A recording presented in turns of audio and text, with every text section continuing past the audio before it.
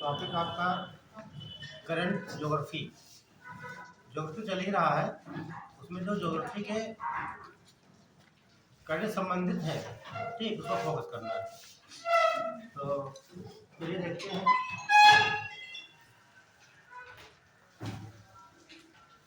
जो कल बता रहे थे हम, बात करें चक्रवात की, है ना। कुछ रह गया था, पूरा बता देते हैं। आपने ग्रुप पर देखे होगा, ठीक है। जैसे पढ़ा है पढ़ा सब देते हैं, ठीक। आप कल नहीं थी, जो बच्चे कल नहीं थे, आप भी नहीं थे, तो बच्चों को फोटो कॉपी करा लीजिए, ठीक है। और फोटो खींच लीजिए, उसके बाद नोट कर लेना। कोई समस्या हो तो अगली क्लास में या फिर फोन से आप पूछ सकते हो। नोट्स नहीं मिले हैं तो नोट्स मिल जाएंगे। अच्छा, नोट्स की नहीं बात, जो कल मैंने पढ़ाया उसकी बात कल थी, तो सर से नोट्स मांग लेना। तो नोट्स हम बनाए हैं, उस पर कोई डायग्राम नहीं बनाए थे। मुझे लगा कि बोले कि प्रिंट होंगे, वो टाइप करेंगे, उसके बाद दिया जाएगा। वरना जानते हो, बिना डायग्राम के मैंने 58 सवाल लिखे, तो 58 से उससे कम 58 से लगाकर 60 से डायग्राम मिलते मेरे कॉपी में। डायग्राम बना नहीं पाएगा वो, इसलिए मैंने तो लिखा है। तो कल हम बात कर रहे थे, जब डॉक्टर बताओ क्या लिखा रहे थे। अगला चक्रवात जून 2023 हाँ ठीक होगा, ठीक। तो बात कर रहे थे कुछ चक्रवात के बारे में।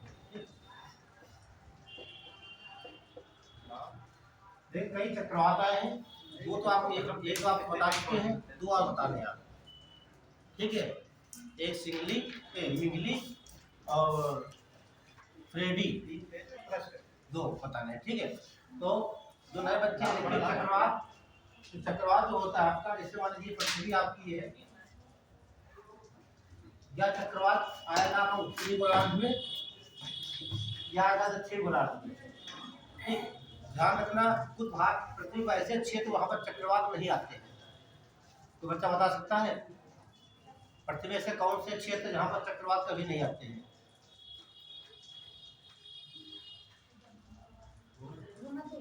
वो मत भाई, कहाँ घूम रहे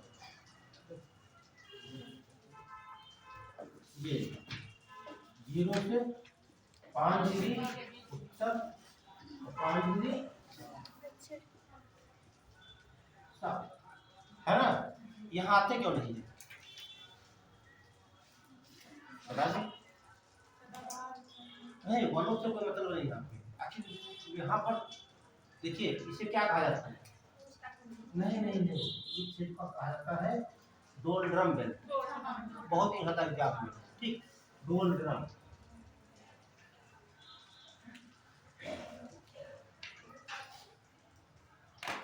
डोलड्रम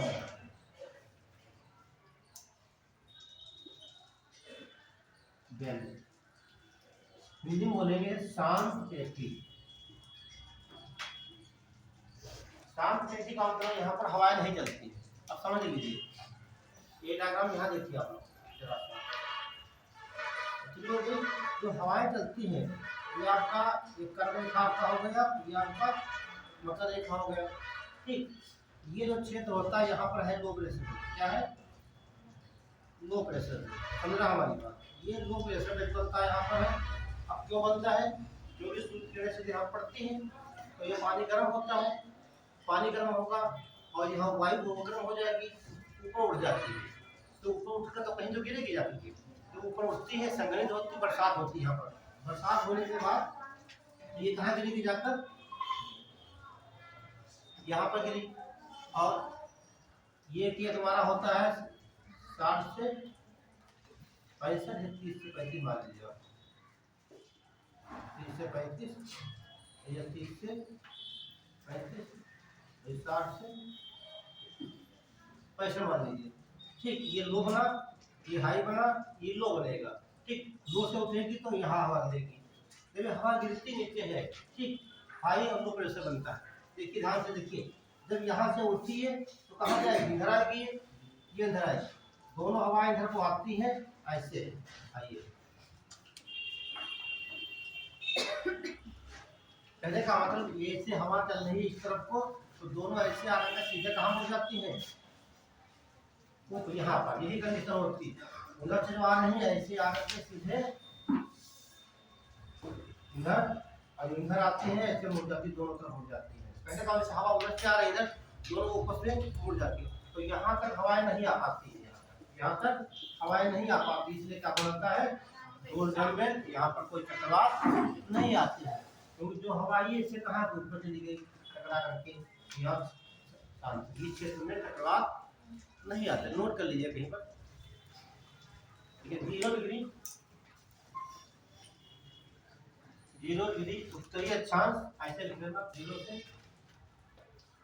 से 5 डिग्री नॉर्थ और 0 से 5 डिग्री साउथ, ठीक है। 0 से 5 डिग्री उत्तरी अक्षांश और 0 से 5 डिग्री दक्षिणी अक्षांश के क्षेत्र को ये हम लगाते लोग एंड होता है, जानते हैं हम लोग, ठीक है। कल नहीं थे आप? अच्छा, बहुत दिन से है। हाँ, क्षेत्र को डोल ड्रम बेल्ट या शांत पेटी कहा जाता है।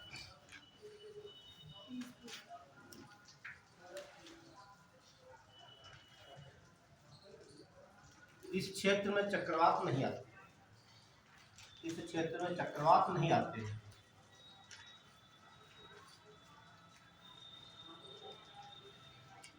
चक्रवात नहीं आते।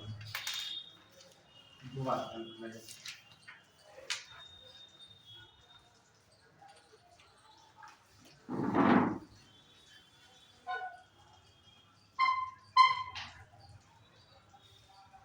चक्रवात आने की दशाएं क्या होती हैं? चक्रवात जो आते कहाँ पे हैं? सागर में आते हैं। कितने उष्णकटिबंधीय चक्रवात कहते हैं? सागर पर।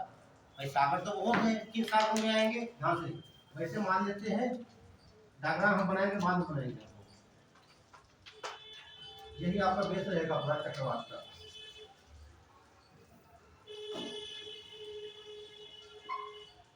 ये मान लेते हैं जल है आपका, कोई भी सागर महासागर जो भी हो। बस इसकी एक शर्त है, जो जल यहाँ पर होगा उसकी गहराई जो ये होगी ये 50 मीटर से कम नहीं होना चाहिए। कितनी? हाँ, ये कोई समुद्र है, सागर है, उसकी गहराई कितना होना चाहिए? 50 मीटर से कम नहीं होना चाहिए। एक शर्त होगी। दूसरी शर्त यहाँ पर बनता है लो प्रेशर बेल्ट, सामने की low pressure belt, low pressure belt बन जाती है। तो लो का मतलब यहाँ क्या हुआ? ये स्थान खाली हो जाता है। तो खाली हो जाएगा तो हवाएं कहाँ चलेंगी? हवाएं चलेंगी इधर से, चलेंगी नहीं चलेंगी, इधर से चलेंगी। तो ये लो प्रेशर बेल्ट हो गया। ये कौन सी प्रेशर हो जाएगा यहाँ पर? ये देखो, यहाँ पर हाई प्रेशर बेल्ट हो जाएगी। यहाँ पर क्या हो गया? High pressure. जब यहाँ पर हवाएं दोनों टकराएंगी आपस में, ठीक है। आप बाउंडर देखते गाँव में, यहाँ पे हवा चलती है घूमती घूमती, ठीक, बाउंडर ही कह सकते हो। हाँ, भूगोल बात को क्या बोलते हैं? चक्रवात कहते हैं, ठीक। तो अभी बनाना कुछ नहीं है, थोड़ा उल्टा हो जाएगा। जब ये हवा इधर से भी आ रही, इधर से आ रही, तो हवा क्या करेंगी? यहाँ पर इस प्रकार से गोल गोल घूमेंगे इस प्रकार। अब देखिए ध्यान से, इसकी स्थिति क्या है? यहाँ से चल रहा है इस प्रकार से, आकार कैसा हो गया इसका? वही आकार। तो चक्रवात जितने आते हैं उसका आकार वही आकार का होगा। लेकिन इसके बीच में जो देखते हैं ये क्षेत्र, ये लाइन बन जाती है और इसे कहा जाता है चक्रवात की आंख। ये सवाल यूपीएससी पूछता है कि चक्रवात आता है, चक्रवात की में कहाँ पर सबसे कम वर्षा होती है, कहाँ पर ज्यादा वर्षा होती है, इसे बोलते हैं आई ऑफ साइक्लोन। तो इस चक्रवात की आंख होती है।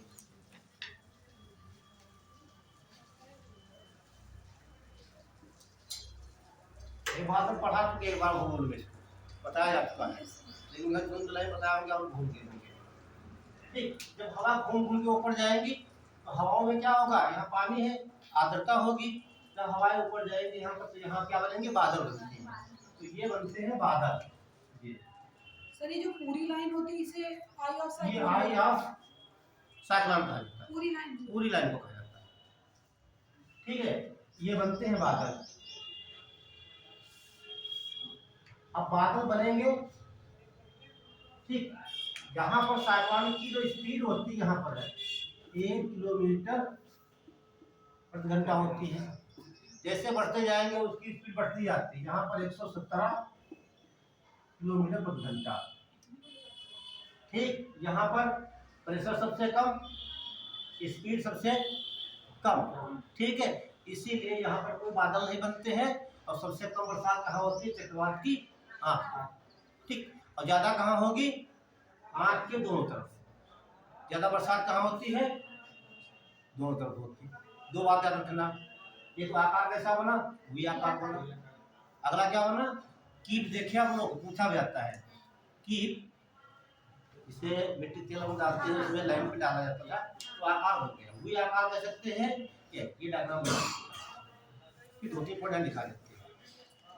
और टेम्परेचर जो है कितना होना चाहिए, 28 से कम नहीं होगा। कितना, यदि यहाँ पे 28 से कम है तो आपका ये साइक्लोन नहीं आएगा। 28 डिग्री सेल्सियस से ऊपर या इसके बराबर होना चाहिए, बराबर कह सकते हो, इससे कम पर नहीं आएगा।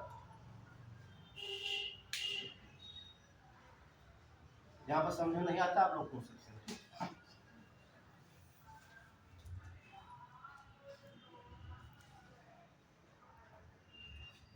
सर मतलब कि जो अगर ये कहते हैं कि आई ऑफ साइक्लोन उसमें सबसे कम बारिश होती है, तो मतलब जो इस बीच में रीजन आते हैं उनमें कम बारिश होती होगी। देखिए ऐसा होता है, यहाँ पर जैसे संघटन, यहाँ पर बादल नहीं बन पाते। यहाँ बादल बनते हैं क्षेत्र में, जहाँ बादल बनेंगे वही तो बरसात होगी।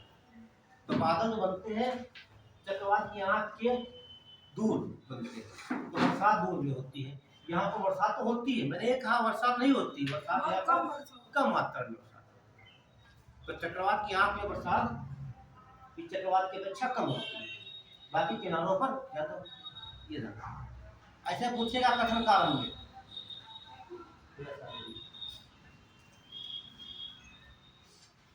मुझे लगा आज बच्चों की संख्या कम रहेगी। तो मैं बाहर आया, बोले 4 ही बच्चे हैं।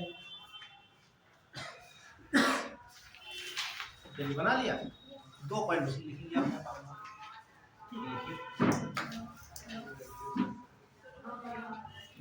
बना लिया।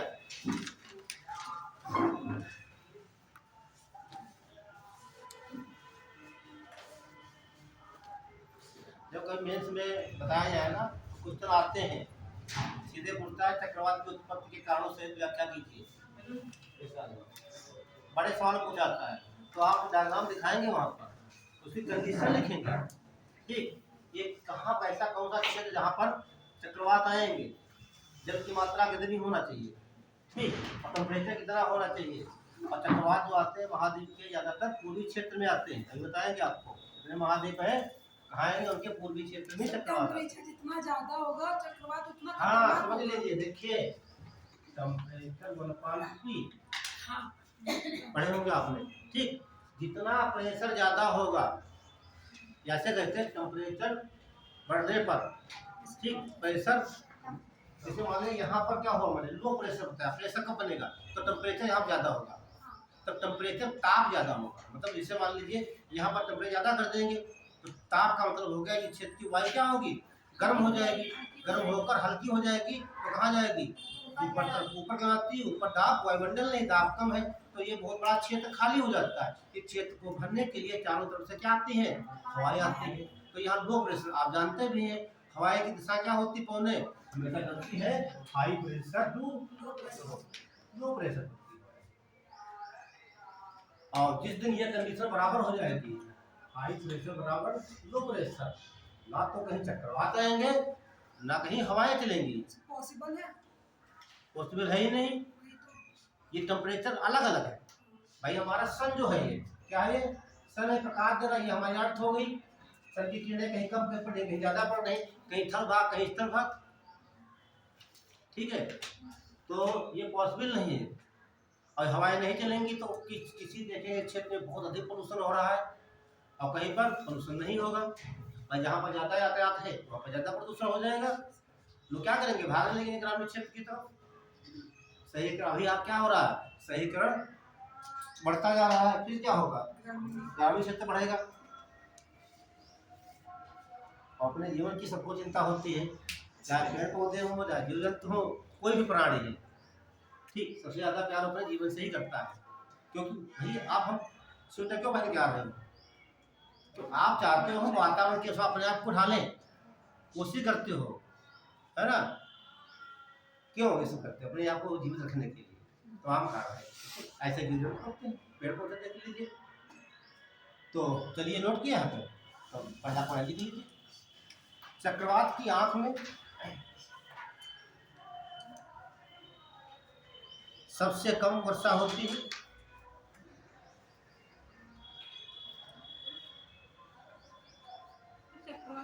हाँ, चक्रवात की जब आप बाद में है ना, देखिए ये लो प्रेशर बेल्ट है, ये हाई प्रेशर, तो लो प्रेशर बेल्ट कब बनेगी, तो टेम्परेचर यहाँ पर ज्यादा होगा, ताप ज्यादा होगा, ताप ज्यादा होने का मतलब यहाँ की हवा गर्म हो जाएगी, उड़ जाएगी ऊपर, तो ये स्थान खाली हो जाएगा। उसको भरने के लिए कहाँ से हवा आएगी, बाहर से आएगी हवा, तो हवा आएगी, हाई प्रेशर ऑटोमेटिक हो जाएगा, हवा यहाँ आएगी तो आपस में दोनों टकराएंगी, वैसे घूमते घूमते ऊपर जाएंगी। लेकिन डायरेक्टली जो बीच का क्षेत्र होता है ये लो प्रेशर होता है, यहाँ पर सबसे कम प्रेशर होता है, यहाँ पर कोई बादल नहीं बनते हैं, तो ये कम लो प्रेशर, इसे कहा जाता है चक्रवात की आंख। तो चक्रवात की आंख में सबसे कम बरसात होती है, इसके बाहरी क्षेत्रों में बरसात ज्यादा होती है। तो चक्रवात की आंख में सबसे कम वर्षा और चक्रवात की आंख के चारों तरफ अधिक वर्षा होती है।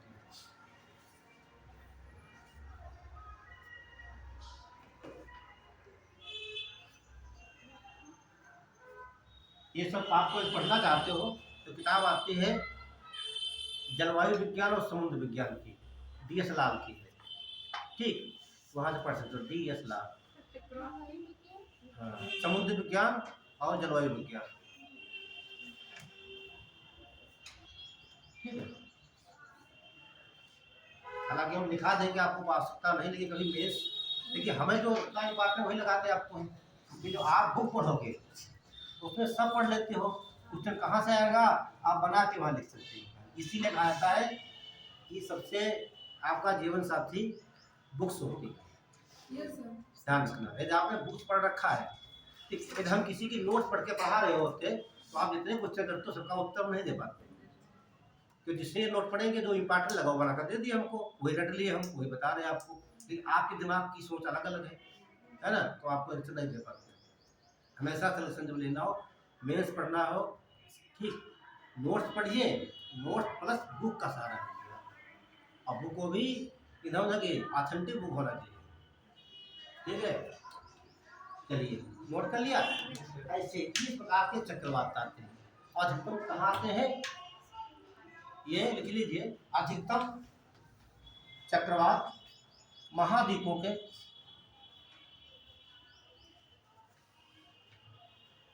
पूर्वी तट के सहारे सागरों में उत्पन्न होते हैं।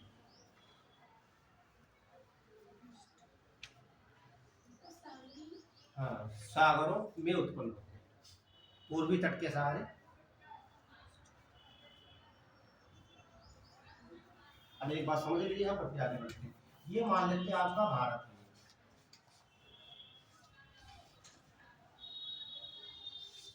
ठीक है, तो ये बंगाल खाड़ी है, अरब सागर है, हिंद महासागर है, ठीक, मान लेते हैं बंगाल की खाड़ी में चक्रवात भी आता है। अच्छा ये बताइए, कल मैंने बताया था, जो बच्चे नहीं थे ध्यान सुनिए, ये पृथ्वी हो गई, ये हमारा उत्तरी गोलार्ध, दक्षिण गोलार्ध, यहाँ चक्रवात कैसे आते हैं, दिशा क्या होती है, एंटी क्लॉकवाइज, तो बताया मैंने, तो एंटी क्लॉकवाइज मतलब क्या हो जाएगा, है ना, इसी खत्म हो जाएगा। ये उत्तरी गोलार्ध में चक्रवात कैसे आते हैं, एंटी क्लॉकवाइज, और दक्षिण गोलार्ध में कैसे आएंगे, सवाल यही से पूछता है, ठीक, कथन कारण उल्टा दे देता है वो, ठीक, बोल देगा उत्तरी गोलार्ध में चक्रवात घड़ी की सुई के दिशा के अनुरूप आते हैं, या उत्तरी गोलार्ध में चक्रवात क्लॉकवाइज आते हैं, जबकि दक्षिण गोलार्ध में एंटी क्लॉक में उल्टा दे दिया उसने। ठीक, घुमा के आपको आपने रटाया सीध तो उल्टा देता वहां पे आपको कंसीडर करने के लिए। अब यहाँ पर जो आएगा, ये भारत हमारा कहाँ पर देखिए, ये हमारा तर्क रेखा हो गई, तो भारत हमारा यहाँ पर है उत्तरी गोलार्ध में है, तो यहाँ पर चक्रवात आएगी दिशा क्या होगी, एंटी क्लॉक में होगी, है ना। यहाँ पर भारत भाई देखो मैंने उत्तरी गोलार्ध की बात की, जहाँ भी आप चक्रवात आएंगे दिशा क्या होगी, एंटी क्लॉक में। कहने का मतलब हमारे चक्रवात ऐसे चलेंगे ना, यहाँ पर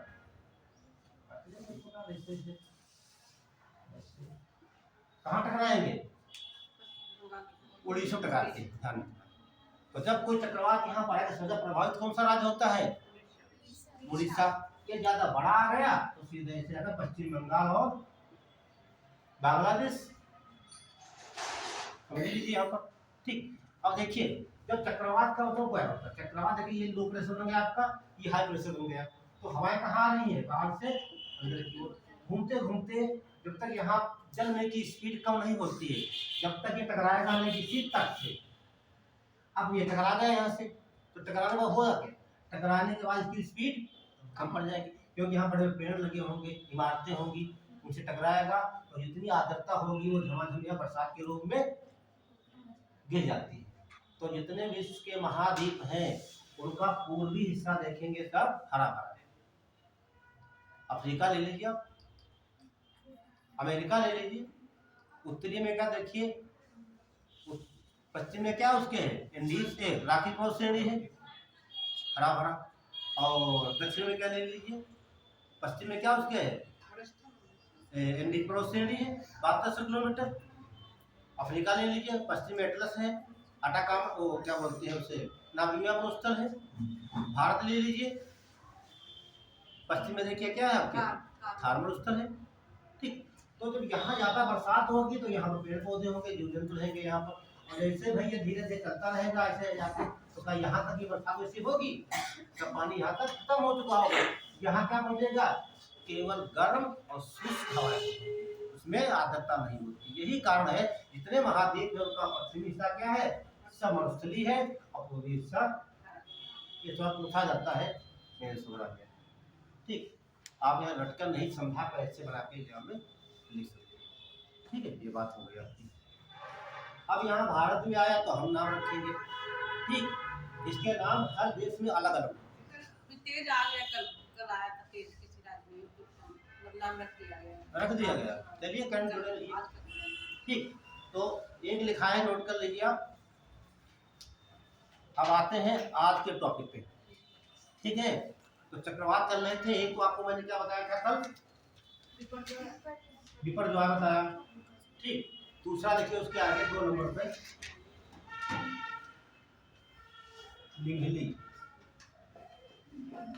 मिंगली चक्रवात।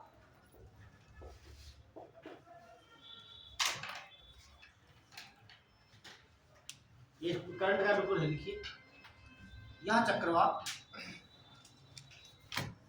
नवंबर 2023 में मिघली चक्रवात, यह चक्रवात नवंबर 2023 में बंगाल की खाड़ी में उत्पन्न होता है।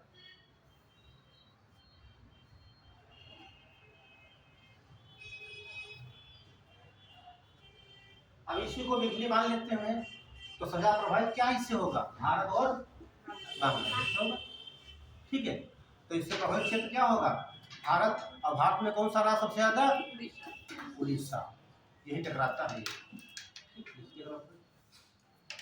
इससे सबसे अधिक प्रभावित भारत और बांग्लादेश।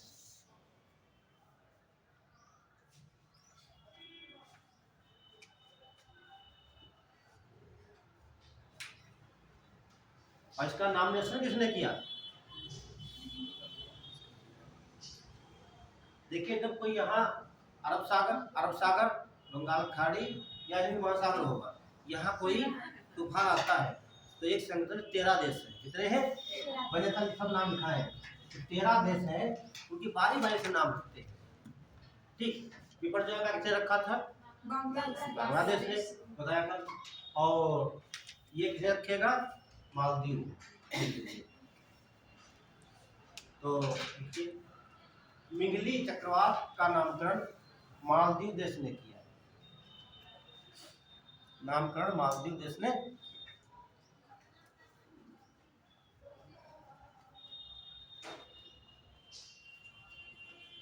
तीसरा चक्रवात देख लीजिए, ये इंपॉर्टेंट है, फ्रेडी चक्रवात।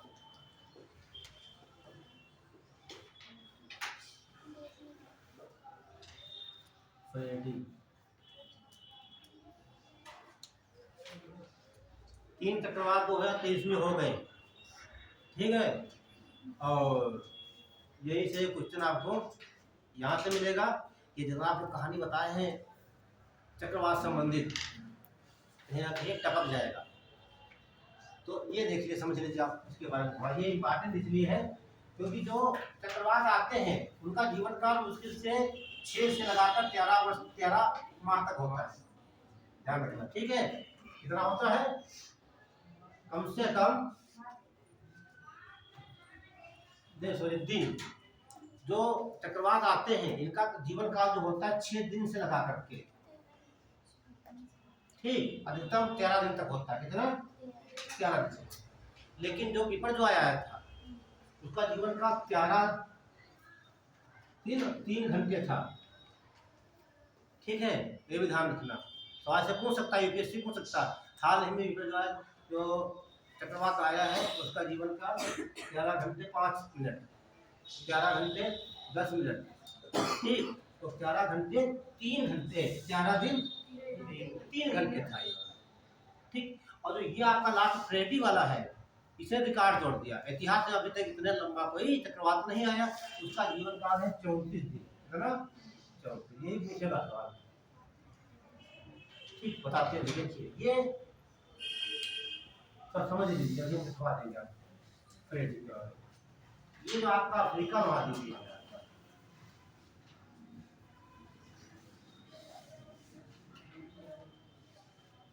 और ये आपका क्या हो गया? मेडागास्कर। ये और ये आपका ऑस्ट्रेलिया आपका है। ठीक है, और ये चक्रवात उठता कहाँ पर है? ऑस्ट्रेलिया। ऑस्ट्रेलिया के पास उठता है। ठीक, और आकर टकराता कहाँ है? ये कौन सा है? मेडागास्कर। यहाँ टकराता लगभग 8000 किलोमीटर दूर। यहाँ पर नुकसान। ये सवाल पूछेगा जो फ्रेडी चक्रवात है इसकी उत्पत्ति कहाँ होती है? ऑस्ट्रेलिया के पास। ठीक, टकराता कहाँ करके है? अफ्रीका के पास मेडागास्कर टकराता है। तो मेडागास्कर जो है इसका नुकसान इसका होगा, ये कितने देश यहाँ पर 17 नुकसान हो, जाहिर सी बात है। ठीक, तो 17 नुकसान इसका हुआ, यहाँ टकराया, यहाँ उसका समापन हुआ। तो सवाल ये भी पूछा जा सकता है जो हाल ही में फ्रेडी चक्रवात उसकी उत्पत्ति ऑस्ट्रेलिया से होती लेकिन उसका समापन कहाँ होता है? तो ये मेडागास्कर है। नामकरण किसने किया? ऑस्ट्रेलिया ने। कितने पॉइंट नोट करना है? ठीक, यह सागर कौन सा है? हिंद महासागर। तो आपने देखा 3 चक्रवात, ये तो अरब सागर में बिपरजॉय, और एक बंगाल खाड़ी में, एक हिंद महासागर। तीनों बहुत इंपॉर्टेंट, नोट कर लीजिए। डायग्राम बनाने की जरूरत नहीं है, लीजिए तो बोले। इस चक्रवात की उत्पत्ति ऑस्ट्रेलिया के निकट होती है। इस चक्रवात की उत्पत्ति ऑस्ट्रेलिया के निकट होती है और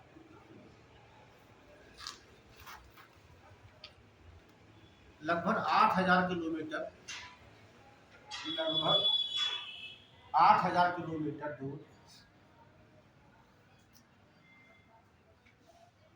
मेडागास्कर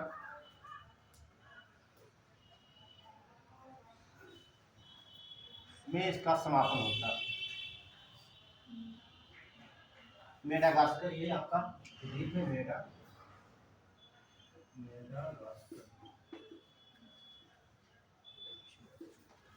इसका समापन होता है।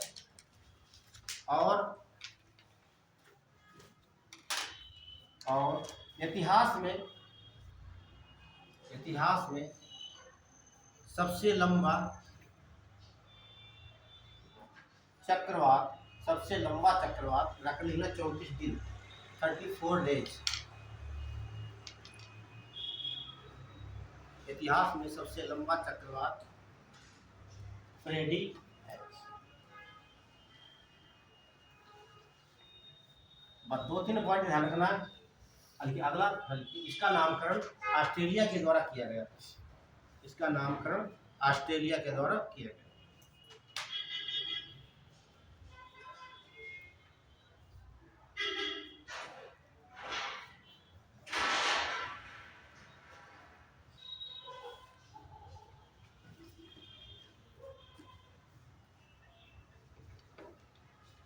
ध्यान देखिए, ये उत्पन्न हुआ ऑस्ट्रेलिया के पास, नुकसान किसका हुआ? अफ्रीका महाद्वीप में। ध्यान रखना है कितने दूर किलोमीटर, किसे नाम रखा, कहाँ हुआ, सागर कौन सा है? हिंद महासागर।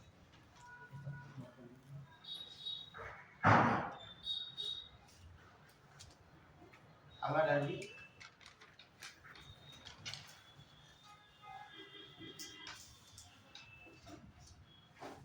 मांगदेछु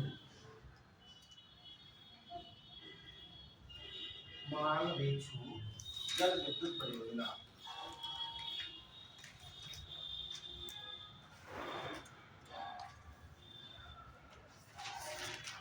कुछ इससे लग रहा होगा नाम से कि हम भारत की नहीं बात करने वाले। क्या भारत में ऐसी परियोजना है नहीं? मांगदेछु, ये कुछ विदेशी लग रहा है सब, है ना? तुम चाचे कहाँ आता है? चीन में आता है। तो ये चीन का पड़ोसी को देश होगा, है ना? देखिए भारत ने किया क्या अभी हाल ही में, ठीक है, बहुत इम्पोर्टेंट है ये, ध्यान रखना। भारत ने तो क्या लिखा आपने, बताया बोलिए। मांगदेछु, देछु छापना है छतरी वाला। तो हाँ, ये जल विद्युत परियोजना का मतलब यहाँ से बिजली का उत्पन्न हो, ये नवीकरणीय होगा आपका, तब बताइए अच्छे ऊर्जा। तो जो भूटान देश है, भूटान का नाम सुना है? भारत ने भूटान को 4500 करोड़ रुपए दिया। कितना? 4500 करोड़ रुपए दिया, ठीक। उसको 2 भाग में बांट दिया। ये तो का 70% इसका हिस्सा जो होगा आपको ऋण के रूप में देंगे। भारत ने किसको दिया? कितना दिया है? 4500 करोड़ रुपया भूटान को दिया, और 30% हिस्सा जो होगा उसका वो अनुदान में होगा, ये आपसे नहीं लिया जाएगा। तो इसके लिए आप अपने वहाँ मांगदेछु नदी पर एक परियोजना बना रहा है भारत के सहयोग से। सवाल ऐसे पूछेगा कि हाल ही में कौन सा ऐसा देश है जो है कि भारत के सहयोग से वहाँ जल विद्युत परियोजना बनाई जा रही है, तो वहाँ घुमा के देगा। तो इसका नाम है यहाँ पे, ध्यान रखना। तो ये परियोजना कहाँ की है? ये भूटान की। यह परियोजना भूटान में भारत के सहयोग से विकसित की जा रही है। भारत के सहयोग से विकसित की जा रही है।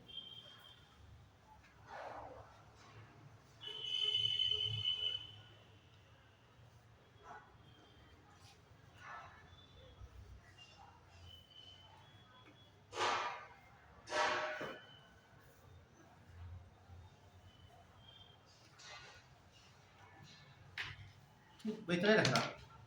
तो यहाँ पर ना इसको 10 के मेंस में के यहाँ लिखना बाकी, ठीक। तो भाई क्या जा रही, तो हाँ अगर लिख सकते हो, ठीक है, नोट कर लीजिए, कभी कुछ भी पूछ सकता है ना। तो कितना पैसा दे रही भारत है? ऋण की 70% है और 20% अनुदान दे रही है। ये ऋण देगी बस, हाथ देगी, ठीक। और देखिए, नोट कर लिया आपने। और ये तो आपका हो गया भूटान, आप देखते हैं इस प्रकार से। ये आपका भूटान है। तो भूटान से कितने राज्य लगते हैं भारत के, बताइए? 2, 3 और कोई बताएगा? 5। आप छलांग क्यों लगाइए? 2, 3, 4 आना चाहिए ना भाई। किसी 2 कहा 3 तो आपको 4 देना चाहिए, है ना? बताइए। आपने बोला कि ज्यादा बता दें, तो मान लेते ये आपका ये ऐसे भूटान पड़ता है, ठीक। इधर क्या हो जाएगा आपका, बताइए? अच्छा यहाँ बताइए कौन सा हो जाएगा, अरुणाचल प्रदेश। और यहाँ आसाम हो जाएगा, है ना? ये आपका पश्चिम बंगाल हो जाएगा। 3 तो हो गए। ये भूटान आपका देश हो गया, ठीक है। भूटान से कितनी सीमाएं लगती हैं भारत के राज्य की? 4 लगती हैं। और कितनी दूरी? 699 किलोमीटर सीमा बनाती है।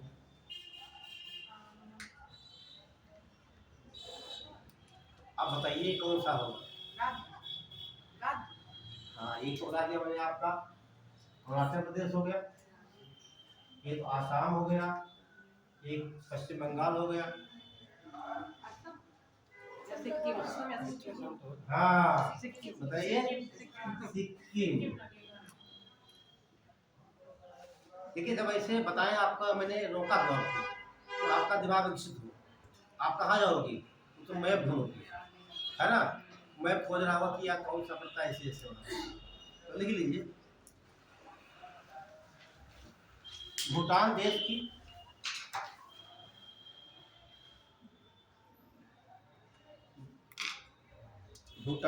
की सीमा पर भारत के 4 राज्य स्थित हैं। लिख लीजिए सिक्किम,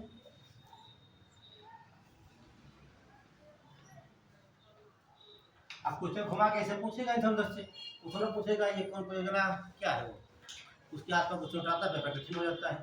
तो कौन राज्य हो जाएंगे? सिक्किम, पश्चिम बंगाल, अरुणाचल प्रदेश और आसाम, असोम कहते हैं।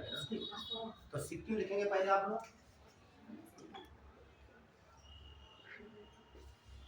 सिक्किम, और पश्चिम बंगाल हो गया आपका, और आपका असम हो जाएगा। असम क्या बोलते हैं? असोम। और आपका अरुणाचल प्रदेश, ठीक। और कितनी सीमा बनाते हैं लिख लेना, 699 किलोमीटर बनाते हैं। हम बताने वाले कुछ और थे आपको, लेकिन बात आ गई सीमा की। तो ये देखिए मैंने बताया ये आपका सिक्किम हो गया, ये आपका आसाम हो गया, ठीक। आसाम से यहाँ तक रेलवे लाइन बिछाई जा रही है, ठीक है। कहाँ से? आसाम से। ये आपका असम हो जाएगा,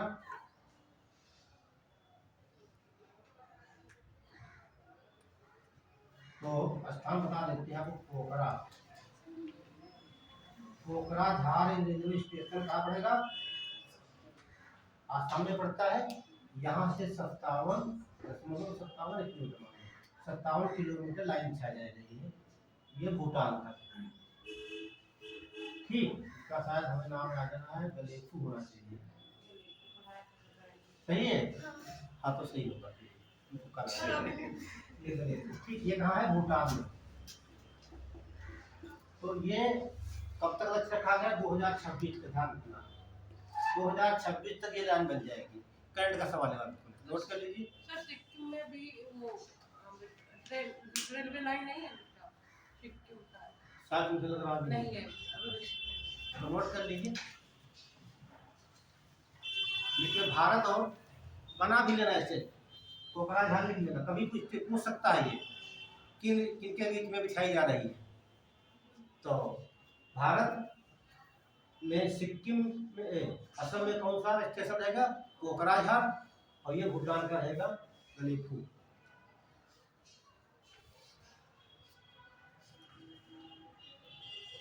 और यात्रा करना हो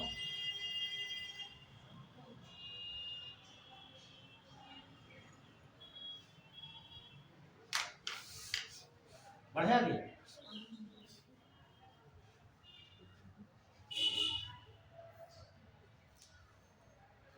देखिए कितनी जानकारी हो जाती है तैयारी करते बच्चे सिविल की, है ना। ऐसा कोई क्षेत्र नहीं बचता है जो आप जानते ना हो, है जब ना। सिलेक्शन हो जाता है, पोस्ट में जाता है, उसके बाद इन सबका काम लगता है। ये समझ लीजिए अभी आप लोग सिलेक्शन से बहुत दूर हैं, तब इतना नॉलेज हो रहा है। जितनी आपका सिलेक्शन होगा तो आपके दिमाग पर पूरे दुनिया देश सब इतिहास भूगोल सब घूम रहा होगा, ठीक। कंप्यूटर फेल हो जाएगा आपके आगे।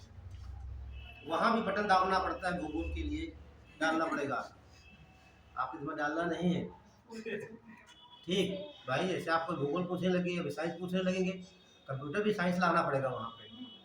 आपको कुछ नहीं करना, खटा खटा से लीजिए अभी, है ना। तो ऐसे आपको अपने आप को विकसित करना है कंप्यूटर से तेज। बस सही तरीका क्या पढ़ना है, सब कैसे बनते हैं, सिलेक्शन कठिन नहीं होता है, लेकिन समय से आप पढ़िए। तो नोट कर लिया ये सब करंट के सवाल हैं, बोले। तो ये तो आपका हो गया। ये देखिए इन दोनों स्टेशनों के मध्य, इन दोनों का मतलब कोकराझार और गलीफू, इन दोनों रेलवे स्टेशनों के मध्य रेलवे लाइन का संचालन 2026 से प्रारंभ होने की संभावना है।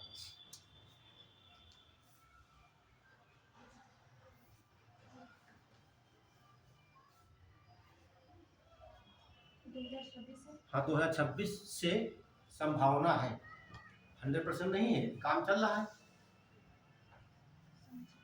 हाँ संभावना ये बात है।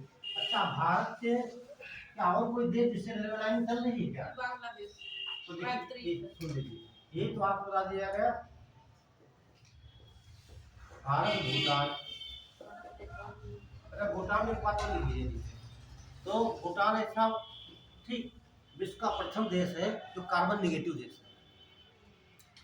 ध्यान रखना, सब पूछा गया विशेष में विश्व का कौन सा ऐसा देश है कार्बन निगेटिव का मतलब क्या हो गया, वहाँ कार्बन उत्सर्जन बिल्कुल नहीं होता वहाँ पे। देख लीजिए भूटान विश्व का प्रथम देश है, भूटान विश्व का प्रथम देश है जो कि कार्बन निगेटिव। इंडस्ट्रीज नहीं है वहाँ क्या? कार्बन और भी साधन होते चलाने के लिए। अब जैसे पहले अपने वहाँ बसें चलती थी डीजल से, अब सीएनजी चल रही है ना। ट्रेन कहीं चलती थी पहले, हाँ कोयला से कितना प्रदूषण होता था, ठीक। मोबाइल में देखना, अभी तो आपने देखा नहीं होगा, जमाना हो गया बंद हुई। और उसके बाद डीजल आया, जब इंजन स्टार्ट होता था डीजल गाड़ी देखती पूरा रेलवे स्टेशन ढक जाता था उससे, प्रदूषण से इतना धुआं निकलता था। अब देखिए बटन दबाया तो ट्रेन भाग लेती है, इलेक्ट्रिक है ना। ठीक धीरे धीरे सब एनटीपीसी बहुत कोयला आधारित कितना प्रदूषण कर रहे हैं, धीरे धीरे समाप्त कर दिया जाएगा। तो कार्बन निगेटिव लिख दिया, कार्बन निगेटिव। ठीक वहां पर कार्बन का उत्सर्जन क्या है, बिल्कुल नहीं है। तो विश्व का प्रथम ऐसा देश है भूटान, वहाँ कार्बन निगेटिव उत्सर्जन होता है। एक तो आपने देख लिया रेलवे लाइन, दूसरा क्या है आपका भारत बांग्लादेश। ये कहाँ चलती है, कोलकाता से ढाका। ढाका मतलब बांग्लादेश की कैपिटल है ये, ठीक है। 93 किलोमीटर है, किलोमीटर नहीं लिख दो आप। ये हो गई। और इस ट्रेन का नाम क्या है, मैत्री एक्सप्रेस।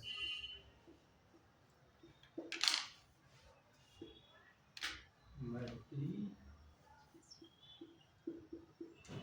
सब पूछा जा चुका है। मैत्री एक्सप्रेस जो है कि इन दो देशों के बीच में ट्रेन चलती है, भारत और बांग्लादेश के बीच में।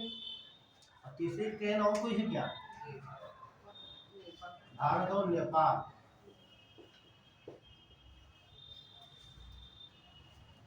भारत नेपाल चलती है।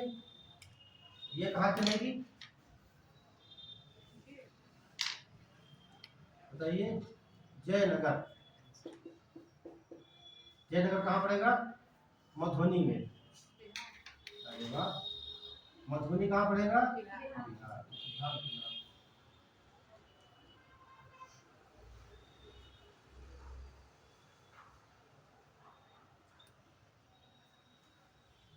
अच्छा, बिहार मतलब होता क्या है?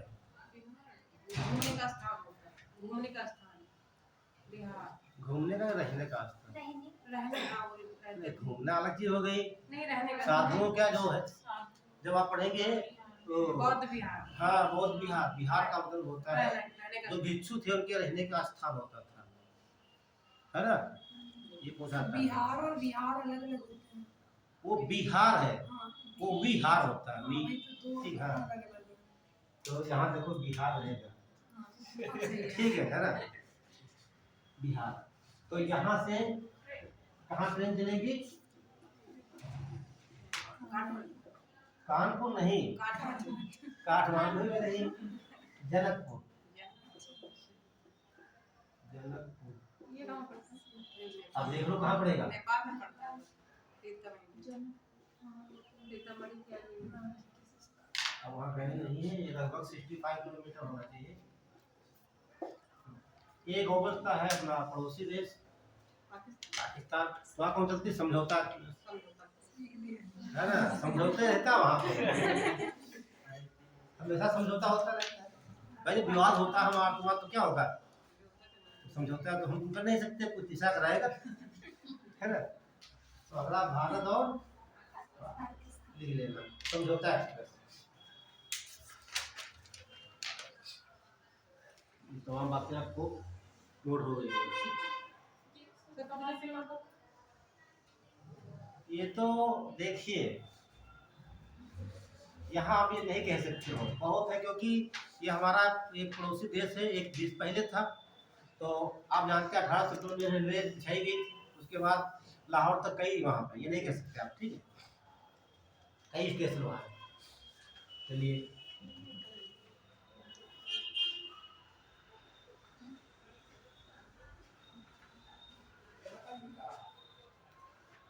जा देख के बताओ उसमें क्या बचा है, वो देखो उसमें जा। याद आ गया है, देख लीजिए, गाजा पट्टी डाल लीजिए। हाँ, दो ही तो बच्चे हैं। चलिए गाजा पट्टी अभी हो जाएगा। गाजा पट्टी ये बहुत इम्पोर्टेंट सवाल यहाँ से पूछा भी गया था। हाँ, पूरा डिटेल समझ लीजिए, कभी नहीं भूलेंगे आज के बाद। ठीक, तो गाजा पट्टी डाल दीजिए। गाजा पट्टी बहुत देर में आएगी, ठीक। उसके पहले देखिए ये कैसे बनी, क्या मतलब क्या है। तो होगी गाजा पट्टी, सही लिखना, पता लगे बिंदी लगवा दो ऊपर, है ना? गंजा पर, है ना? तो हम बन सकते हैं गाजा, गंजा। गांजा एक मादक पदार्थ होता है ना? लेकिन जब आप ध्यान से देखिए यहाँ पर जो प्रेजेंट टाइम जो है मैप आप देखते हैं, तो आप सबसे पहले देखते हैं अफ्रीका, है ना? एक मैप से गलत करते हैं आपको पूरा। और ये आपकी जो है, ये आपका लाल सागर, है ना? क्या रहेगा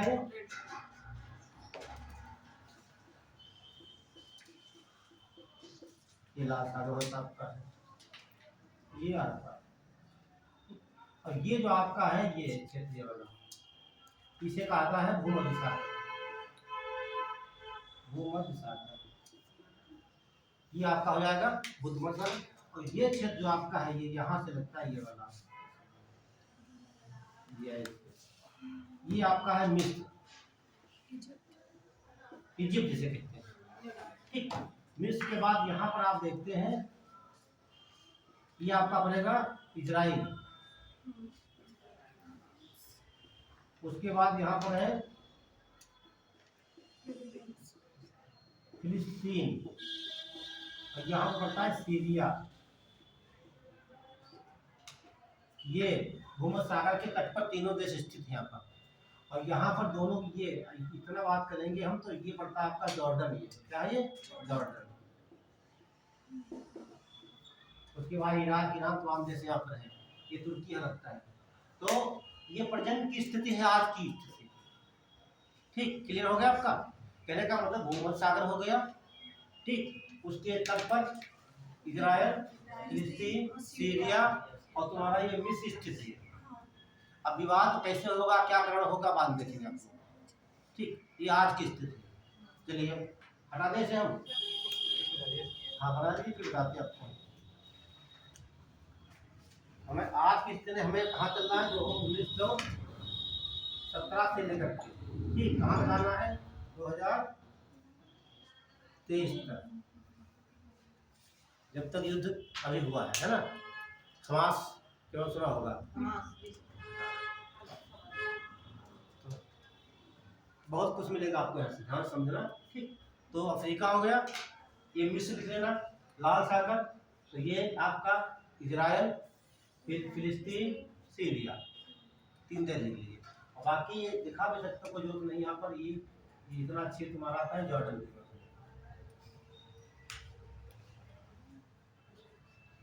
चलिए बढ़े।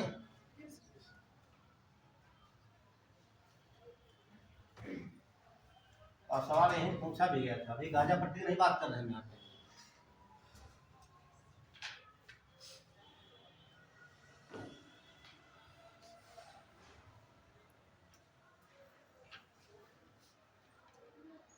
तो जब सवाल ऐसे पूछ सकता है कि सीमाएं कहाँ पर किससे लगती हैं, सवाल यूपीएससी क्या करता है, उसके आसपास पूछता है। ठीक, जो मेन फोकस होता है वो नहीं उठाता है, वो तो आप लटके जाएंगे वो लगने वाला, वो आसपास पूछ लेगा जो नहीं पूछना चाहिए था। ठीक, हमेशा यूपीएससी ही करता है वो। आप हो गया इससे क्या मतलब, नहीं क्यों पढ़ाएंगे यहाँ पे, सीरियस क्या मतलब हमको यहाँ पे, वो बस वो ये सब उठा देगा। आप रट लियो कि गाजा पट्टी के बारे में क्या है, कहाँ पड़ती है, कितनी लंबाई, कितनी चौड़ाई, क्या है, कितना क्षेत्रफल, ये सब वो नहीं पूछेगा। चलिए हटा दें इसे हम।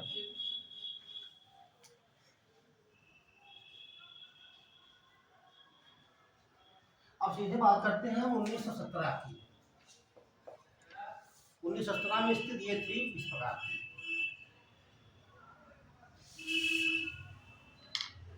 ठीक, ये आपका था भूमध्य सागर। ठीक, 1917 में आ जाएंगे।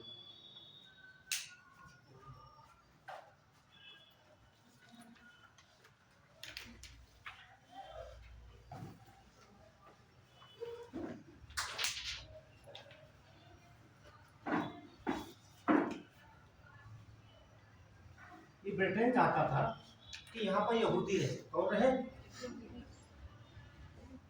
यहूदियों का स्थान माना उसने, पूरे फिलिस्तीन को माना। समझ रहा हमारी बात? मानो। लेकिन 1918 में प्रथम विश्व युद्ध समाप्त हो जाता है। ठीक, और तुरंत इस पर ब्रिटेन कब्जा कर लेता है। इस पर पूरे फिलिस्तीन पे कब्जा कर लिया पूरा। ये कब्जा हो गया, अपनी सेनाएं डाल दी, कब्जा हो गया। उसके बाद 1922 से लगा करके 1922 से 1935 तक विश्व भर के यहूदी लोग यहाँ आए स्टार्ट कर दिए। विश्व भर के क्या आने लगे? यहूदी, चारों लगभग 1,35,000 यहूदी यहाँ पर आ गए।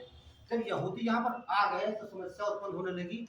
जो अरबी लोग थे, अरबी मुस्लिम थे, तो उन दोनों में संघर्ष स्टार्ट हो गया कि यहूदियों में और जो हाँ मुस्लिम अरब देश के थे, संघर्ष उत्पन्न हो गया।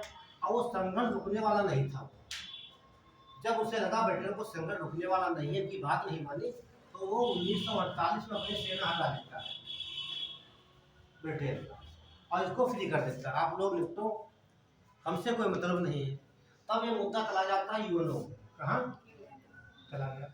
क्योंकि 1945 में इसकी स्थापना हो चुकी थी। ठीक, तब मुद्दा वहां चला जाता है। तो यूनो प्रस्ताव रखा जाता है कि आधे क्षेत्र में ठीक यहूदी रहे, आधे क्षेत्र में अरब मुस्लिम रहे, लेकिन अरब मुस्लिमों को यह फैसला मंजूर नहीं है। ठीक, तो आगे विवाद बढ़ता रहा। ठीक, उसके बाद क्या हुआ, तो ये क्षेत्र देखते हैं आप, जब मैप पे देखेंगे आप, तो एक क्षेत्र यहाँ पर था वेस्ट, ये क्षेत्र, और दूसरा क्षेत्र ये था आपका ये। अब इधर आपको बताया मिस्र देश था आपका। ठीक है, तो ये क्षेत्र इसे कहा जाता है वेस्ट बैंक। वेस्ट बैंक, और ये जो शहर है इसे कहा जाता है गाजा पट्टी। शहर का नाम है गाजा, पट्टी बाद में रखा गया, गाजा नाम रखा गया। तो फिलिस्तीन जो है, फिलिस्तीन देश जो है, तो कहा गया कि फिलिस्तीन बोले, हालांकि यहाँ जो राजधानी थी यरूशलेम, वो फिलिस्तीनियों का और इजराइलियों का ये वो प्रमुख धार्मिक स्थल माना जाता है। यहूदी मानते हैं कि हमारा धार्मिक स्थल पवित्र स्थल है, और इजरायली भी मानते हैं कि हमारा है।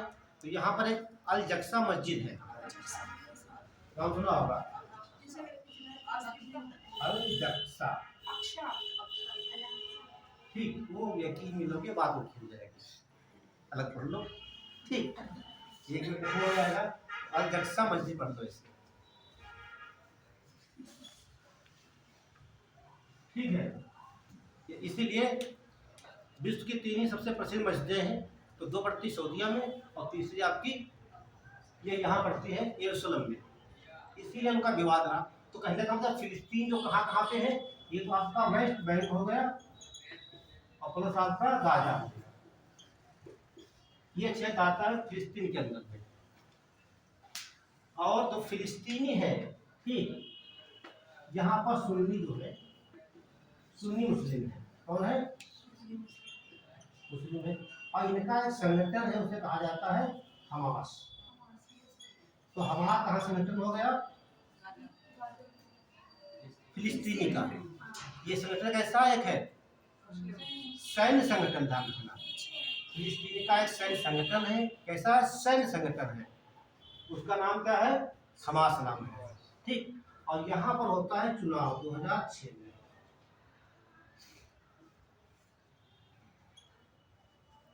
तो चुनाव में इनकी हो जाती है जीत, हमास की।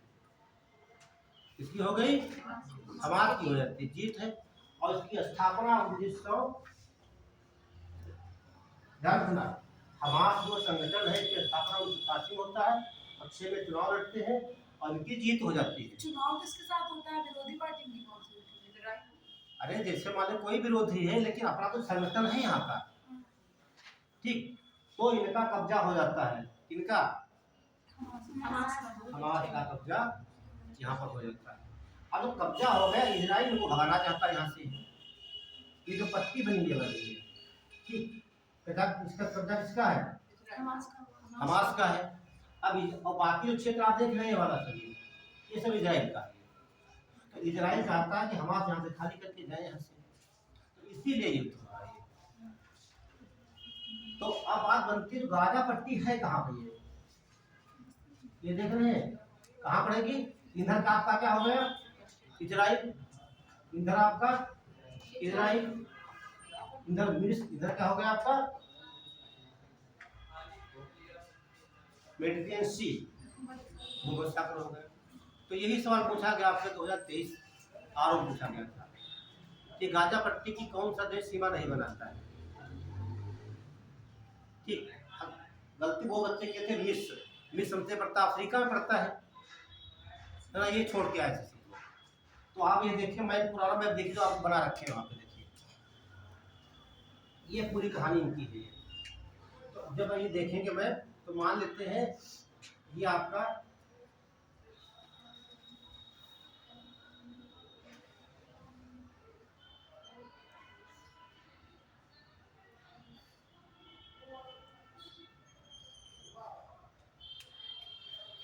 तो ये आपकी हो जाती है गाजा पट्टी। ये वाली ये गाजा पट्टी है। इधर लगेगा भूमध्य सागर में टेंसी हो जाता है, इधर आपका इजराइल, इधर यूएस हो जाता है। ठीक, जो अब एक डायग्राम में देख लीजिए थोड़ा सा, उसके बाद हम दिखा देते हैं जो आपको। ये मान लेते हैं आपकी गाजा पट्टी है। इधर आपका क्या हो जाएगा, इजराइल, इधर इजराइल, इधर मिस्र, और इधर क्या है भूमध्य सागर। अब बात आती है इसका एरिया देख लीजिए। देखो एरिया इसका जो है ये पूछ सकता है 365 वर्ग किलोमीटर। अभी जो लंबाई पट्टी की है ये 45 किलोमीटर आपको मिलेगी लंबाई। ये लंबाई चौड़ाई की वाली है, चौड़ाई ये है 6 से 10 किलोमीटर। इतने डाटा आप याद रखिए, ठीक है। सीमा कितने देश हैं, केवल 2 देश, ठीक। दोनों ओर से घिरा है इजराइल से, एक ओर सीमा मिस्र की है और पश्चिम में क्या इसके है भूमध्य सागर, क्लियर। और इस पर कब्जा किसका है, फिलिस्तीन का, हमास का। तो जो आपका 2 ही क्षेत्र फिलिस्तीन के अंदर में आते हैं वर्तमान में देखा जाए। जो फिलिस्तीन के अंदर में कौन आएंगे, वेस्ट बैंक, और दूसरा आएगा गाजा पट्टी आता है। यहाँ पर फिलिस्तीन है, बाकी जो क्षेत्र आप देखते हैं मैप में वो सीधे इजराइल का, ये चल रहा है। और आगे समझ लीजिए, जब 1948 में, ठीक, ये यूरो की बात नहीं माने, ठीक, तो हुआ क्या 1948 में इजराइल जो था अपने आप को देश घोषित कर दिया कि हमारा स्वतंत्र देश हो गया। जैसे इसने घोषित किया हमारा देश स्वतंत्र हो गया है, ठीक, तुरंत जो मिस्र आपका है ना, मिस्र प्लस कहाँ चला गया, जॉर्डन, सऊदी अरब प्लस सीरिया, चारों देश ने लगकर इस पर हमला कर दिया। ऐसे चारों देश मिलकर हमला कर दिए। कौन कौन, मिस्र, जॉर्डन, सीरिया और सऊदी अरब, इराक भी साथ में था। वो 7-8 देश, 4 तो मुख्य थे, और भी हमला कर दिए। लगातार 1 साल तक युद्ध चला, लेकिन इजराइल ने सबको हरा दिया। जब इजराइल हरा देता है, ठीक, और 1967 में जो गाजा पट्टी थी, गाजा पर कब्जा कर लेता है विधान चुनाव। किसने कब्जा किया, इजराइल कर लेता है। उसके बाद धीरे धीरे आज के कंडीशन है, ठीक। और उसके बाद 6 में चुनाव होता है, और 2007 से ध्यान रखना, 2007 से हमास का कब्जा है पट्टी का, ठीक। 48 में इजराइल बना, 67 में गाजा पर हमला कर लिया, कब्जा कर लिया, ठीक। और हमास में चुनाव हुआ, सरकार बनती है। जैसे पाकिस्तान में सैन्य प्रशासन है, देखते पाकिस्तान में, ठीक है। और साथ में हमास ने पट्टी पर कब्जा कर लिया, तभी से युद्ध चल रहा है।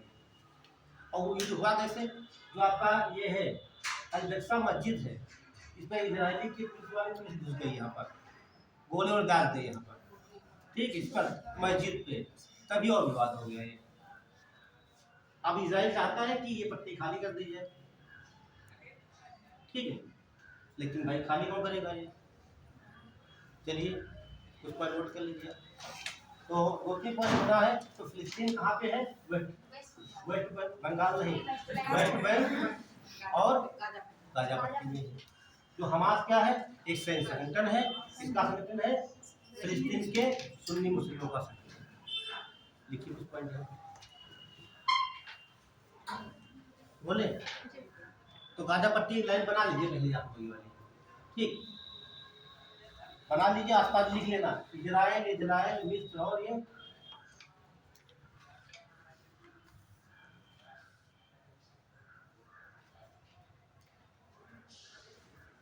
अभी एक मैप डाल देंगे आपके उस पर ग्रुप पर, तो उसमें धीरे से देख लेना। अभी क्लास याद दिला दें, क्लास की बात तुरंत करिए।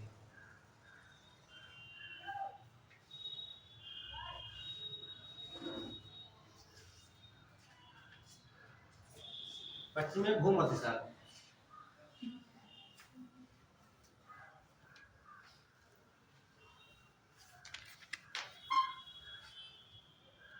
चलिए लिखिए। तो सबसे पहले लिख लेंगे गाजा पट्टी का क्षेत्रफल लिख लीजिए 365 वर्ग किलोमीटर एरिया। क्षेत्रफल कितना है 365 वर्ग किलोमीटर। और गाजा पट्टी एक शहर है, समझ रहे हैं आप?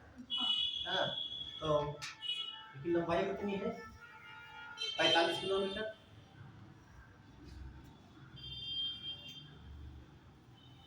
चौड़ाई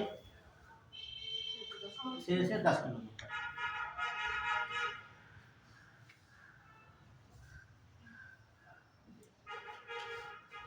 और इसी में लिख भी देना गाजा पट्टी। गाजा चलिए नोट करिए एक बार।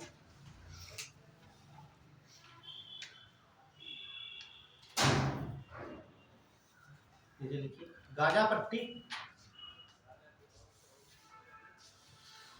और वेस्ट बैंक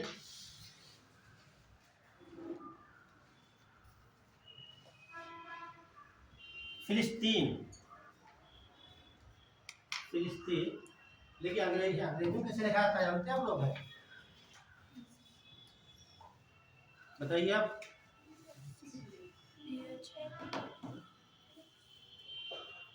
फिलिस्तीन लिखा जाता है। हाँ, इंग्लिश में लिखेंगे फिलिस्तीन ऐसे लिखेंगे, लेकिन वो फिलिस्तीन अलग है, फिलीपींस पड़ता है। हाँ ये ठीक है, हिंदी में लिखेंगे फिलिस्तीन ऐसे, लेकिन इंग्लिश में पी से लिखाता है फिलिस्तीन जो भी होता है। क्या लिखे? गाजा पट्टी और वेस्ट बैंक फिलिस्तीन के अंतर्गत आता है।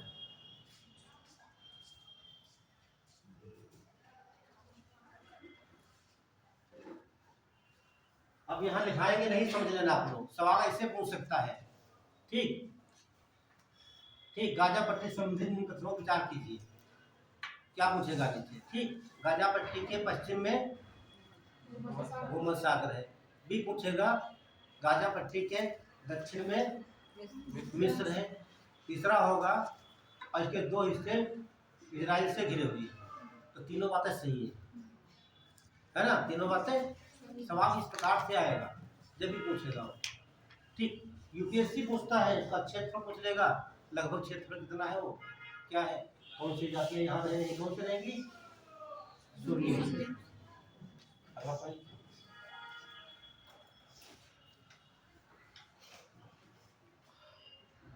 देखिए हमास एक प्रकार का सैन्य संगठन है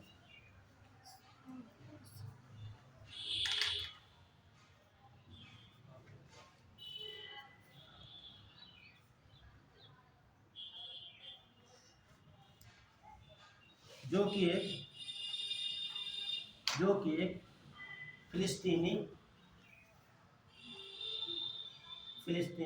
आतंकी संगठन, फिलिस्तीनी आतंकी संगठन।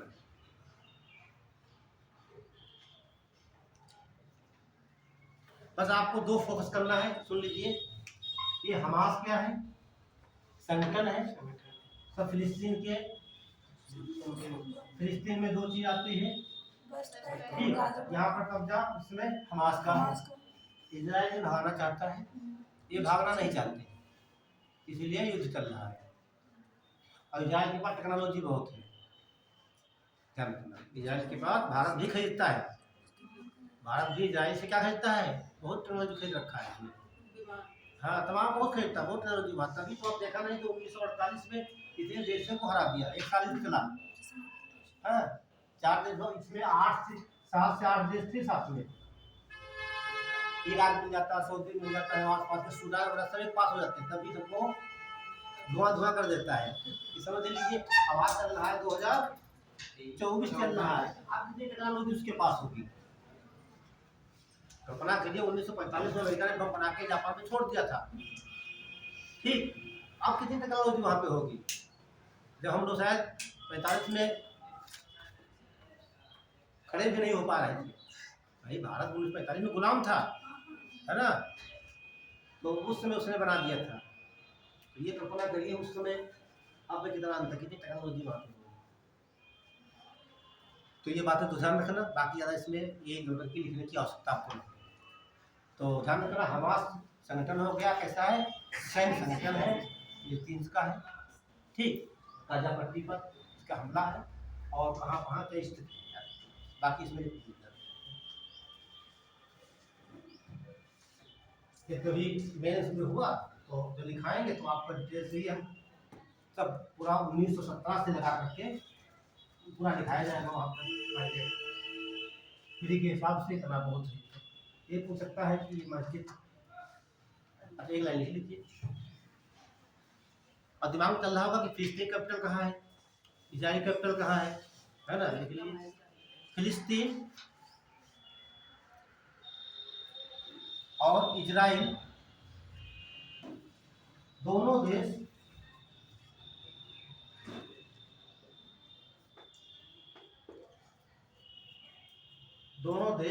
ये यरूशलेम को अपनी राजधानी मानते हैं।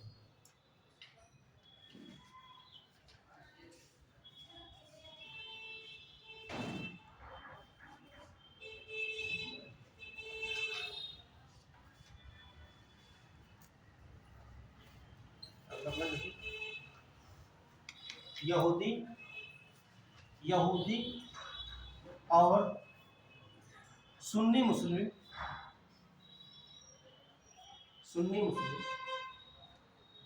दोनों समुदाय के लोग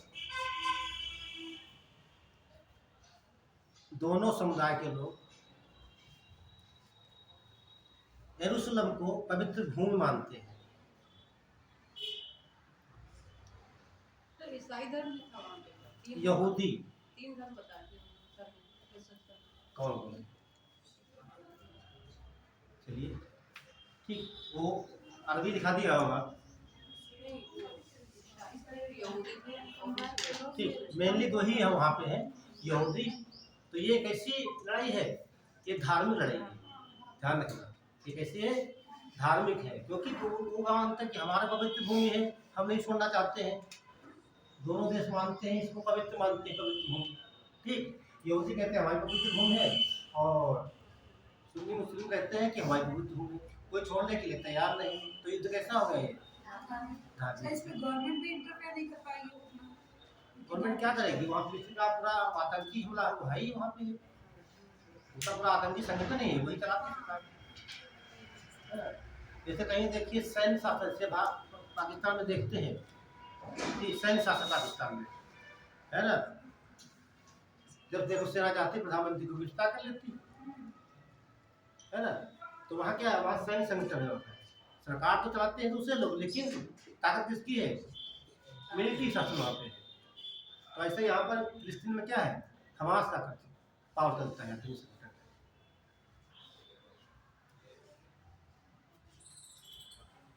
तो हमास क्या है, गाजा पट्टी क्या है, क्या लोकेशन है, किस कारण युद्ध हो रहा है, बस यही सब।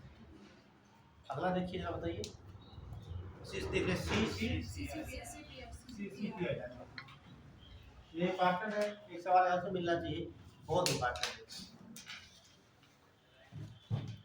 तो क्या बोलेंगे इसे हम, तो बच्चा बताएगा, क्लाइमेट चेंज परफॉर्मेंस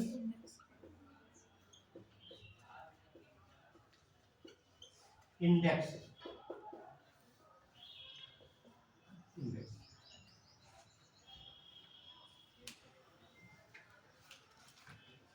और ये 2024।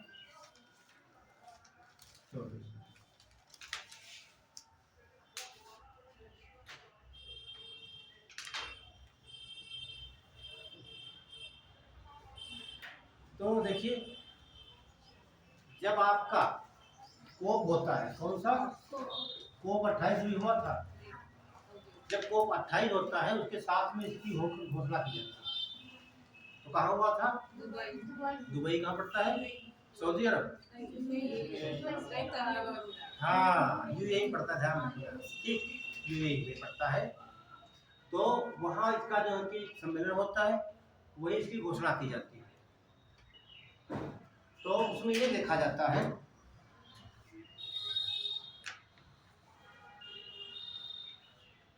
कि जो देश पोल्यूशन निकाल रहे हैं, क्या निकाल रहे हैं? पोल्यूशन। तो यहाँ एक है EU प्लस 63 देश, तो इसमें कितने देश टोटल हो जाएंगे? यूरोपीय संघ हो जाएगा और 63 अन्य देश हो जाएंगे। देखिए CCPI में यूरोपीय संघ और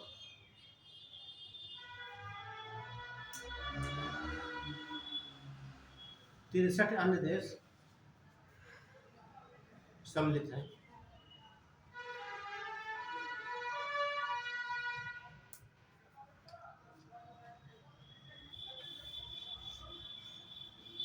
देखिए जो बताना चाहते हैं ये है क्या, इसके अंतर्गत 4 श्रेणियां हैं। कितनी? इसलिए CPI का आकलन, CCPI का आकलन 4 श्रेणियों के आधार पर किया जाता है। ये आधार ध्यान रखना।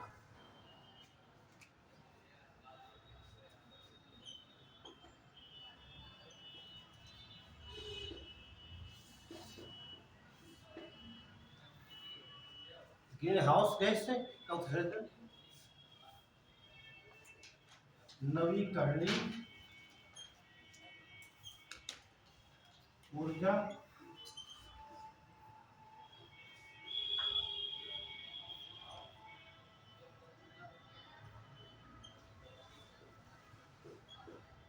उपयोग ऊर्जा, चौथा आपका है जलवायु नीति।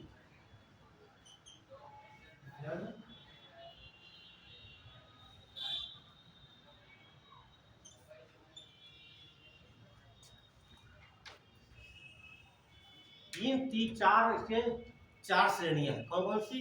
ग्रीन हाउस गैस का उत्सर्जन कितना करेंगे? जो देश कितने हो गए आपके? EU प्लस 63 देश। अगला देखेंगे नाभिकीय ऊर्जा जो उत्पन्न हो रही है, कितनी हो रही है, कैसे यूज करेंगे। फिर देखेंगे उसका उपयोग कितना है। फिर देखते हैं जलवायु नीति को लागू की, इसी आधार पे एक इंडेक्स तैयार किया जाता है पूरे इतने देशों का। ठीक, तो प्रथम द्वितीय तृतीय स्थान होते हैं। तो इसमें पहली बार ऐसा हुआ है कि 1 2 3 स्थान किसी को नहीं मिला है ना। पहले स्थान पर कोई देश नहीं, दूसरे पर नहीं, तीसरे पर नहीं, तो चौथे से है आपको बता देंगे ट्रिक अभी से आ सकती है। ठीक, ये 4 क्या हो गए? 4 श्रेणियां। ठीक, हाँ, इन्हीं के आधार पर CPI तैयार किया जाता है और इसकी स्थापना कब होती है? 2005 में। चलिए 2005 में स्थापना की जाती है। तो इस समय जो संस्करण 24 वाला होगा तो कौन सा होगा? ये 1905 है ना। तो ये पूछ सकता है 19वां संस्करण है।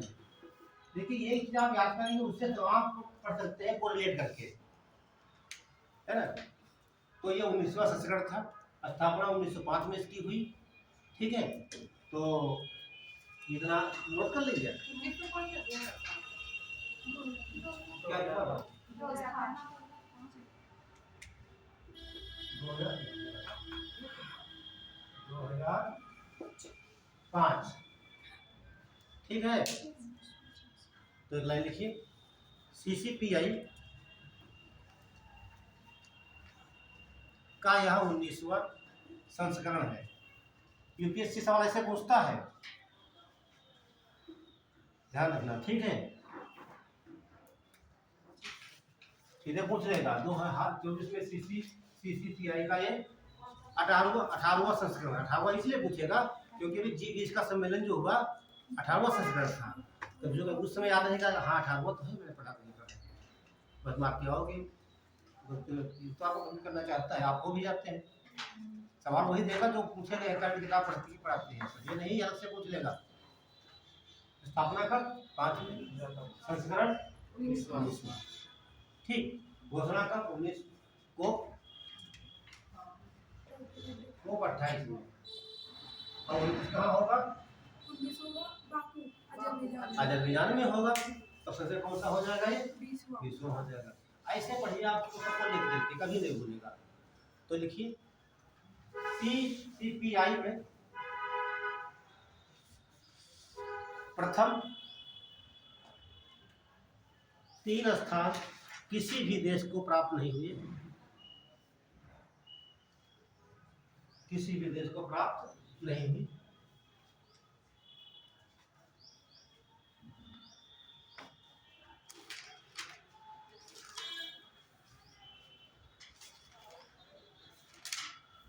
नहीं प्राप्त हुई, जबकि शीर्ष स्थान पर डेनमार्क है, जबकि शीर्ष स्थान पर डेनमार्क। तो इसका कौन सा स्थान हो जाएगा? चौथा हो जाएगा। भाई 3 को स्थान मिला नहीं कोई, और डेनमार्क शीर्ष पे है, तो कौन सा स्थान हो जाएगा? चौथा हो गया। नहीं समझे आप लोग? कोशिश करो समझने की। नहीं, भारत का बोला। बात की बातें नहीं कर रहे अभी। ठीक है, तो ये इधर लिखिए रैंक, इधर देश, मतलब क्राइटेरिया होता है। जैसे सुन लीजिए,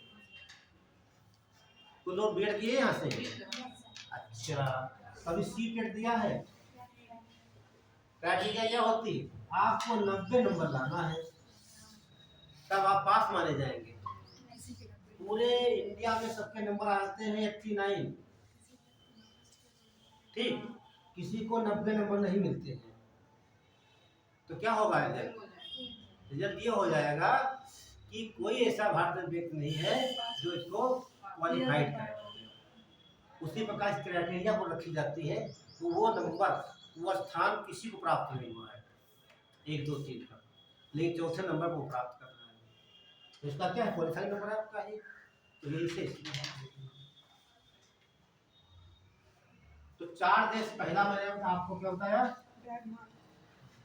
डेनमार्क। दूसरा क्या बताया? बताया नहीं भी आपको। एस्टोनिया। तीसरा बताया फिलीपीन। चौथा ठीक है डफी। तो 3 किसी को मिले नहीं, तो ये 4 नंबर, 5 नंबर, 6 नंबर, 7 नंबर। आई से इंडिया, इंडिया कितने नंबर पे है? 7 पे है। हाँ, तो 4 5 6 7 इंडिया से पढ़ना आपको है। तो पहला देखिए डी से क्या हो जाएगा? डेनमार्क, और फिर एस्टोनिया,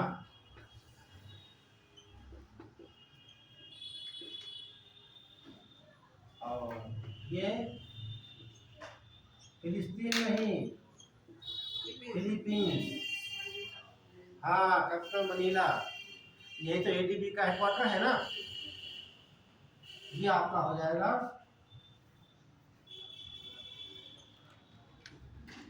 और इंडिया का स्कोर कितना है ये ध्यान रखना। तो आपके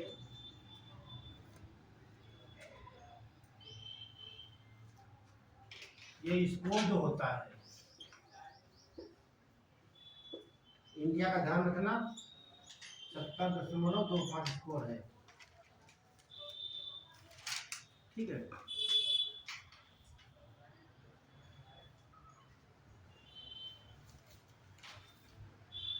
और इसका 70.70 है। इसका हमारा 70 होना चाहिए, इसका 72। इसको ध्यान रखना है। और कहने का मतलब 75 के ऊपर किसी का स्कोर नहीं है। और आपको पता श्रेणियां कौन सी बता दिया गया आपको? 4 श्रेणियां। उसी के आधार पर इनका उद्देश्य में कितना यूज हो रहा है, कितना हम ग्रीनहाउस गैसों का उत्सर्जन नहीं कर रहे हैं, कितना नैतिक के प्रयोग कर रहे हैं, कितना यूज कर रहे हैं, उन्हीं आधार पर ये स्कोर दिए जाते हैं। ठीक, तो टॉप पे इसका है डेनमार्क का, सबसे ज़्यादा यूज करता है। कहने का मतलब डेनमार्क जो है ग्रीनहाउस गैसों का उत्सर्जन कम करता है, नवीकरणीय ऊर्जा का प्रयोग ज़्यादा करता है ना। तो टॉप पे है। इसके ऊपर किसी नंबर होता तो इसके ऊपर कोई और भी देश आ सकते थे। तो ध्यान रखना कि ये क्या फायदा। ठीक, 7 नंबर पे आपका क्या हो जाएगा? सवाल ऐसे पूछ सकता है यूपीएससी। ठीक, सीसीपीआई की रेटिंग के आधार पर भारत का स्कोर 70.25 रहा। ठीक, अगला देगा रेटिंग में उसका स्थान 6ठा, ऐसे दे देगा, एक सही एक गलत दे देगा। ठीक है, वैसे पैसे चौथे स्थान पर है, भारत चौथे, लेकिन 3 को छोड़ दिया गया। इस आधार देखा जाए तो भारत का 7वां है। ठीक, इसको हटा दिया जाए तो कौन सा स्थान हो जाएगा? चौथा हो जाएगा। तमाम प्रकार के सवाल हो सकते हैं, आप लोग बना सकते हैं, लेकिन कब बना सकते हो? जब आपको पूरी बेसिक कॉन्सेप्ट की जानकारी होगी तब। एक लाइन रटकर आपको इंटरव्यू हल नहीं कर सकते। और समय खूब मिला है, पेपर जो आएंगे लाने वाले आएंगे, है ना, उनका उद्देश्य होगा पेपर आउट कर लेते हैं, बच्चे कर लेते हैं, पेपर ले जाओ तब भी ना कर पाओ। इस बार क्या गारंटी की फिर से आउट नहीं होगा? ये तो गारंटी कोई नहीं ले सकता है ना। इलेक्शन हो जाएगा तो लेकिन एक बात है, ये सरकार चाहे तो कहते हैं कि पत्ता नहीं हिल सकता है, तो पत्ता नहीं हिल सकता है। सरकार को क्या करना चाहिए? यदि किसी क्षेत्र से पेपर आउट होता है, आउट कहाँ से होगा? किसी भी स्कूल से होता है, कहाँ से होता है? कॉलेज से होता है। अधिकारी आउट नहीं करता है, ठीक, वो अधिकारी एक कॉलेज से होता है। सर नोडल से होता है, यहाँ पे नोडल जाते हैं वहाँ से होता नहीं, है। वहाँ से लोक सेवाएं का नहीं हो सकता है। हफ्ते वगैरह हाँ, वहाँ लोक सेवाएं वहाँ नहीं हो सकता है, बाकी हो सकते हैं कि जो एजेंसी ठेका लेती है, पता लगा लिए वहाँ एक बाबू रखे रहते हैं लड़के कंप्यूटर में, जैसे अपने वहाँ जो काम कर रहे हैं उधर में सब टाइप करने वाले लड़का है वो, ठीक, ये सब काम करवा देंगे। लेकिन जो लोक सेवा आयोग के पेपर होते हैं, वो पहले कर्नाटक चलता था यूपीएससी का पेपर, लोग पता लगा वहाँ पहुँच गए थे, ठीक, तो वहाँ फिर कैंसिल कर दिया गया यूपीएससी का पेपर। अब कहाँ छपता है? किसी को नहीं पता। पता लगाते तो सब काम हो जाए, ठीक है। ये पेपर यही से आउट होते हैं कॉलेज से, हाँ, बाकी वहाँ से नहीं। और वहाँ जाते इसलिए नहीं है, चलो भैया प्री का करवा लोगे, फिर मेंस का करवाओगे, इंटरव्यू कहाँ करवाओगे आप, है ना। इसलिए ये पेपर जल्दी आउट होते नहीं, ध्यान रखना आप लोग। पेपर आउट होते वनडे वाले, एक एग्जाम निकालो सीधे बस सर्विस मिल गई, है ना। यहाँ भैया कहाँ, यहाँ भी पैसा दोगे, यहाँ का दोगे, यहाँ का दोगे, लाख मेरिट में नहीं आ पाए, इसमें लीक भी हो जाए तो हाँ, करनी नहीं चाहिए, हाँ, मतलब किसी वो नहीं है। को ना इंटरव्यू में बेइज्जती हो जाती है। यहाँ नहीं भाई, इंटरव्यू आप देखा है, कुछ नौकरी आप लग जाएगी, हाँ, मेरिट में नहीं किया आपकी, आज पेपर मिल जाएगा तो जरूरत नहीं है, सब तो है। तो ये आपका पूरा हो गया, ध्यान रखना, इतना समय है तो समय हो गया।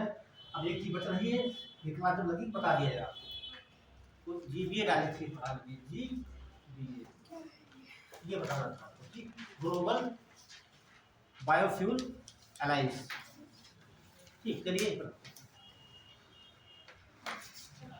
बंद कर दीजिए।